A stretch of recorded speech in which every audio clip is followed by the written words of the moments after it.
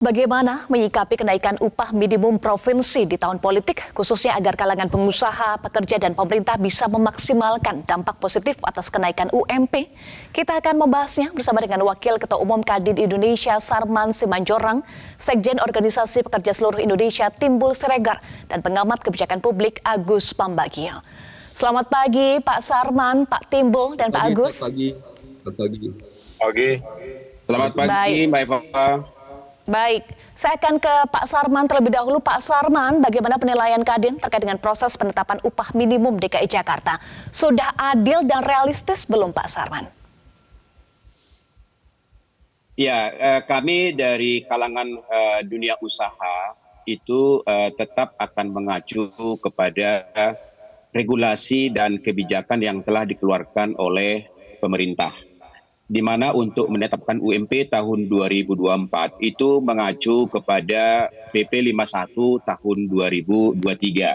Nah, seperti kita ketahui bersama bahwa PP 51 ini merupakan penyempurnaan daripada PP 36 tahun 2021, dan PP 36 ini juga merupakan penyempurnaan daripada PP 78 tahun 2015. Artinya memang bahwa kita selalu komit, ya, pemerintah, serikat pekerja, bagaimana kita menemukan suatu formula yang lebih baik lagi ke depan. Nah, sehingga itu bisa memuaskan semua pihak. Memang kita menyadari bahwa sampai dengan keluarnya PP 51 ini belum bisa memuaskan semua pihak dalam hal ini.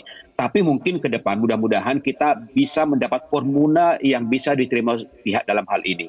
Nah, kita bicara masalah UMP tahun 2024. Tentu kami sangat apresiasi bahwasanya penetapan UMP tahun 2024 ini sudah lebih baik daripada PP 36. Artinya ini sudah mengukur dari tingkat pertumbuhan ekonomi, inflasi, dan indeks tertentu dalam hal ini. Nah, indeks tertentu ini kan mungkin orang-orang bertanya, indeks tertentu ini apa? Nah, indeks tertentu ini diambil dari kontribusi faktor tenaga kerja terhadap terciptanya pertumbuhan ekonomi dalam hal ini.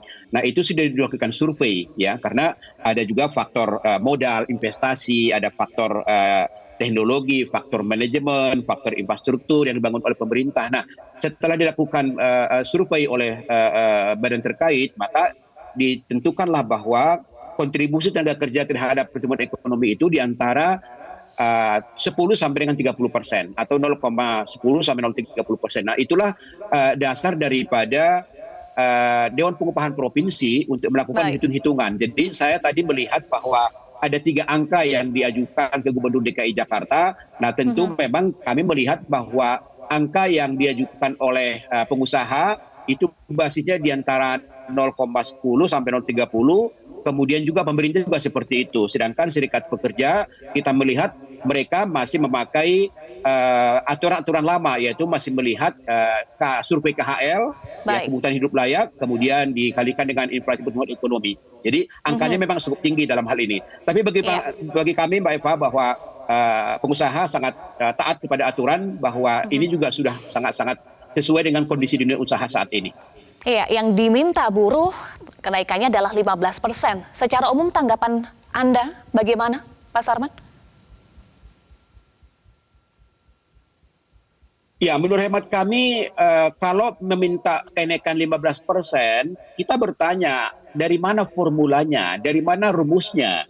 Karena kan dalam PP itu sudah jelas-jelas sudah diatur bahwa untuk menghitung kenaikan UMP itu adalah pertumbuhan ekonomi, inflasi, dan juga indeks tertentu dalam hal ini.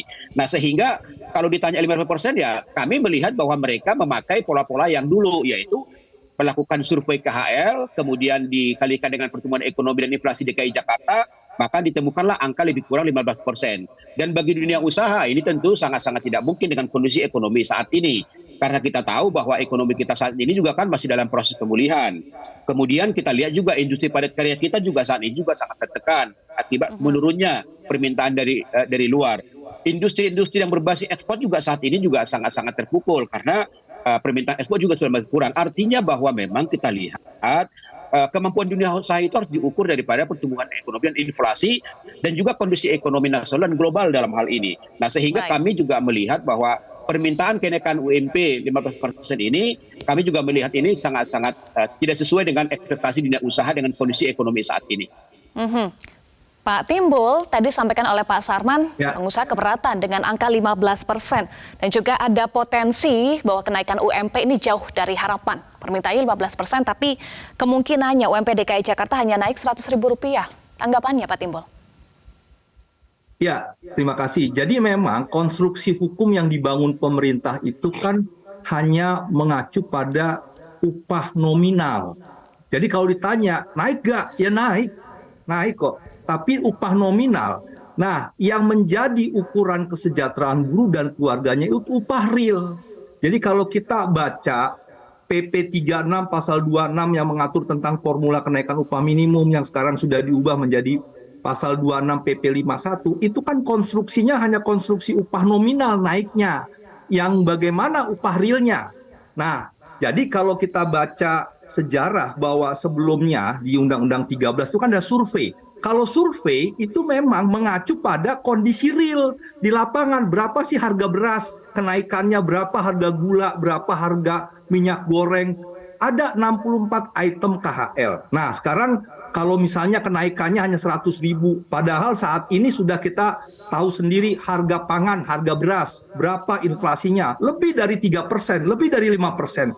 Berapa harga minyak goreng, berapa harga gula, sekarang harga gula naik. Nah ini kan persoalan kita bicara upah real harusnya. Karena konstruksi pertumbuhan ekonomi kita kan disumbang 52% oleh konsumsi agregat. Konsumsi agregat itu ya salah satunya yang memberikan kontribusi sangat signifikan yaitu buruh. Jadi kenaikan upah real yang disampaikan oleh para pekerja itu kan kaitannya juga dalam rangka mendukung pertumbuhan ekonomi. Tidak melihat satu sektor di pengusaha. Pengusaha sudah dapat ada insentif, sudah dapat kredit yang lebih lunak, sudah dapat kompensasi yang lain-lain. Nah, cuma sekarang persoalannya adalah kita bicara upah realnya naik atau tidak. Misalnya di Jakarta, naik 100.000. Iya, nominalnya naik. Saya setuju itu. Tetapi ketika diperhadapkan pada 2024 dengan kondisi harga beras naik yang lebih dari 5%, gula, dan sebagainya. Apakah itu bisa menjamin kenaikan upah real? Nah, itu yang menjadi keberatan para pekerja seperti itu. Baik, upah real dan juga kondisi perusahaan. Nah, seperti tidak ketemu ya, Pak Agus, bagaimana supaya win-win solution? Nanti kita akan bahas. Saya akan tanyakan ke Pak Agus usai jeda. Tetaplah bersama kami di Selamat Pagi Indonesia. Jelajahi cara baru mendapatkan informasi. Download Metro TV Extend sekarang.